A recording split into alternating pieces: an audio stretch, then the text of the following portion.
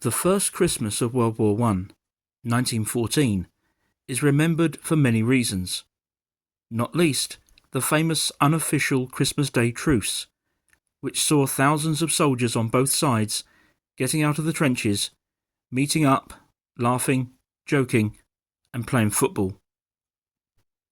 It is also famous for the issuing of these items, the Princess Mary Christmas gift boxes. Having a keen interest in World War I had always wanted to own one of these, and finally in 2023 had the opportunity to do so. So in this video, we're going to look at the story behind them, the story of their design, and why today they're so collectible.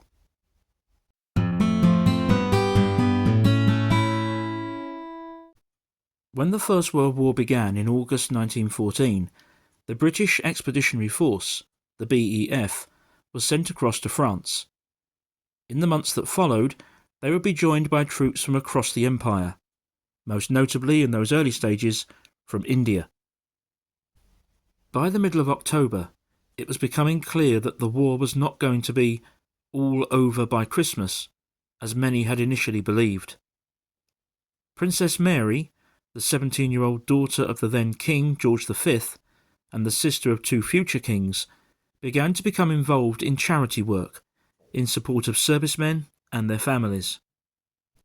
She put forward the idea for every sailor and soldier to receive a gift on Christmas Day. Under the headline, Princess Mary Appeals for Sailors and Soldiers, this article appeared in newspapers right across Great Britain. Beneath a copy of Mary's personal signature, the article concludes by stating, "It is hoped that a sum of £100,000 will be forthcoming. The gift will take the form of an embossed brass tobacco or cigarette box, a pipe, and a tinder lighter. In the case of the Indian troops, sweets will be supplied instead of tobacco or cigarettes." The £100,000 target was quickly smashed. Initial donations topped £152,000. That's well over £9 million in today's money. The huge logistical task, in a very limited amount of time, could now get underway. The tins themselves were designed by the architectural partnership of Stanley Ramsay and Stanley Adshead, who'd been working together since 1911. The tins were made initially from brass, which was in plentiful supply at the start of World War I, although cheaper metals were used later instead. Like many of the surviving original tins, mine is quite worn. So let's take a look at one where the details are easier to read and see what it all means. To begin with, we have a profile image of Princess Mary herself, and on either side, her monogram M. Above Mary's head, we have the Latin words Imperium Britannicum, British Empire. Then in each corner, and on either side, we have the names of Britain's 6 principal allies at this stage of the war, these being France, Belgium, Japan, Russia, Montenegro, and Serbia. Just below Mary's head, there's a cartouche containing the date Christmas 1914. It's notable that this date is set slightly low within the cartouche so as to leave just enough space above for a serviceman to scratch his name if he chose to do so. Finally, the edges are decorated with images of military weapons and machinery. We need to remember that there was no separate Royal Air Force at this time, so the images represent the Army and the Navy. Note in particular the sword at the top and the ships at the bottom. Whilst my box has lost almost all its contents, I'm very fortunate that it still has its original Christmas 1914 greetings card. On the front, we again have the year and Princess Mary's monogram.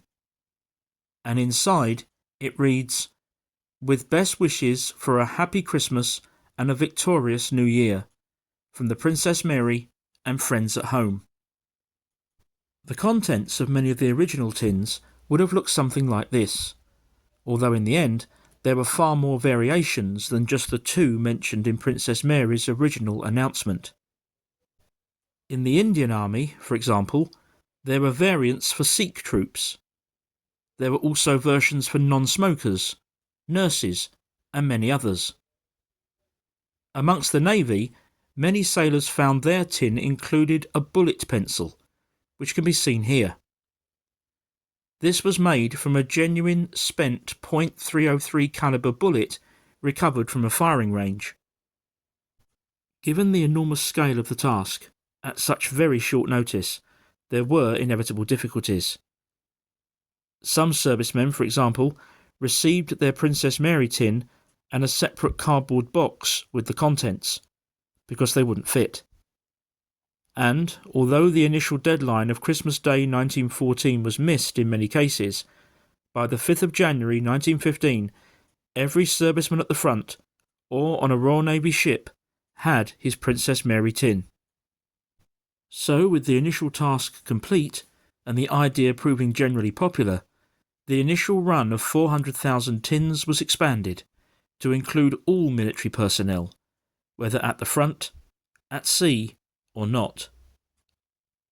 Distribution wasn't actually completed until 1920, 2 years after the armistice, by which time around 2.5 million tins had been produced. The remaining funds were donated to Queen Mary's maternity home. So why are Princess Mary tins still so collectible today? Well, firstly, they're very easy to collect. Having been produced in such large numbers, they're often coming onto the market. And having been made in cheap metals, they're not expensive. However, if you're thinking of buying one, watch out for reproductions. These flooded the market in 2014 because it was the centenary year. Generally speaking, if you find one in very good condition, it probably is a reproduction, unless you can be certain of its provenance. The second reason for their popularity is because they're from the First World War, one of the most significant events of modern times, which still touches our lives today. And finally, there's the human connection. Knowing that you're handling an item that a soldier or sailor first opened in 1914, probably with some degree of excitement and anticipation, and it makes you wonder what happened to him. I've made several videos on my channel relating to World War I, one of which from 2023 followed my visit to a quiet English farm that once was the hive of activity, dealing with the training of new recruits. If you haven't yet seen it and would like to take a look, you'll find a link on the screen now. Thank you for watching, and I'll see you again very soon.